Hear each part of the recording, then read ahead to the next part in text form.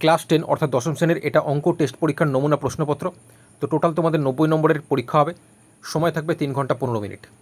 প্রথমেই তোমাদের question number 1-এ MCQ প্রশ্ন থাকবে, 6টা প্রশ্ন থাকবে, প্রতিটা প্রশ্নের মান 1, অর্থাৎ একটা সঠিক করতে পারলে তোমরা 1 নম্বর পাবে।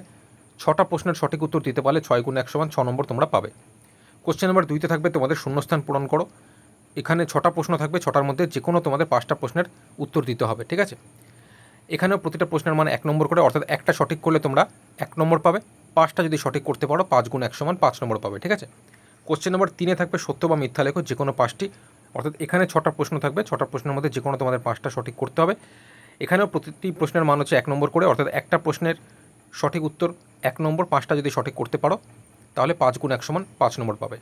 কোশ্চেন নাম্বার 4-এ নিম্নলিখিত প্রশ্নগুলির উত্তর দাও, যে কোনো 10টি। তো কোশ্চেন নাম্বার 4-এ দেখবে তোমাদের টোটাল এখানে 12টা প্রশ্ন থাকবে, 12টা প্রশ্নের মধ্যে যে কোনো 10টি প্রশ্নের উত্তর করতে হবে। তো সঠিকভাবে যদি তোমরা করতে পারো সেক্ষেত্রে এখানে তোমরা 10 × 2 = 20 নম্বর পাবে, অর্থাৎ এখানে প্রতিটা প্রশ্নের মান হচ্ছে 2 নম্বর করে, একটা সঠিক করতে পারলে 2 নম্বর, 10টা যদি সঠিকঠাক করতে পারো তাহলে 10 × 2 = 20 নম্বর পাবে, ঠিক আছে।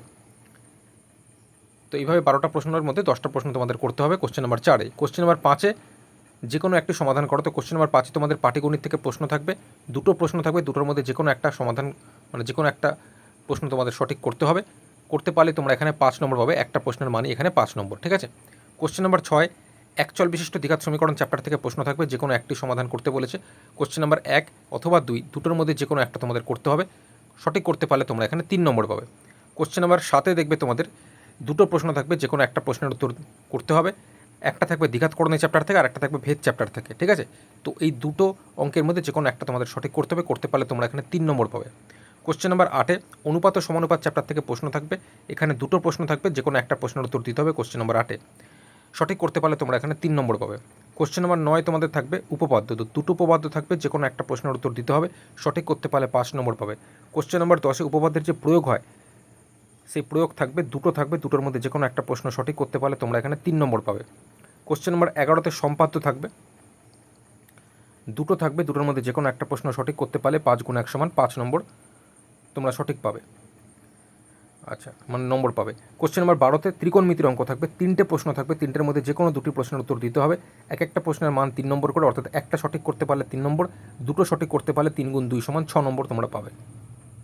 কোশ্চেন নাম্বার 13-তে হাইট অ্যান্ড ডিস্টেন্স অর্থাৎ উচ্চতা দূরত্ব চ্যাপ্টার থেকে প্রশ্ন থাকবে, এখানে দুটো প্রশ্ন থাকবে, দুটোর মধ্যে যে কোনো একটি প্রশ্নের উত্তর দিতে হবে, সঠিক করতে পারলে তোমরা এখানে 5 × 1, মানে একটা সঠিক একটাই করতে হবে, তো একটা প্রশ্নের মানই হচ্ছে 5 নম্বর, 5 নম্বর তোমরা পাবে। কোশ্চেন নাম্বার 14-তে যে কোনো দুটি প্রশ্নের উত্তর দিতে বলেছে, অর্থাৎ কোশ্চেন নাম্বার 14-তে তোমাদের পরিমিতি থেকে প্রশ্ন থাকবে, 3টে প্রশ্ন থাকবে, 3টের মধ্যে যে কোনো দুটো প্রশ্নের উত্তর দিতে হবে, সঠিক করতে পারলে তোমরা 4 × 2 = 8 নম্বর পাবে, অর্থাৎ এক একটা প্রশ্নের মান এখানে 4 নম্বর করে, দুটো সঠিক করতে পারলে 2 × 4 = 8 নম্বর পাবে, ঠিক আছে। কোশ্চেন নাম্বার 15-তে রাশিবিজ্ঞান চ্যাপ্টার থেকে প্রশ্ন থাকবে, ঠিক আছে। তো এখানে 3টে প্রশ্ন থাকবে, 3টে প্রশ্নের মধ্যে যে কোনো তোমাদের দুটো সঠিক করতে হবে, করতে পারলেই তোমরা এখানে 4 × 2 = 8 নম্বর পাবে, অর্থাৎ এখানেও এক একটা প্রশ্নের মান 4 নম্বর করে, দুটো সঠিক করতে পারলে 2 × 4 = 8 নম্বর পাবে।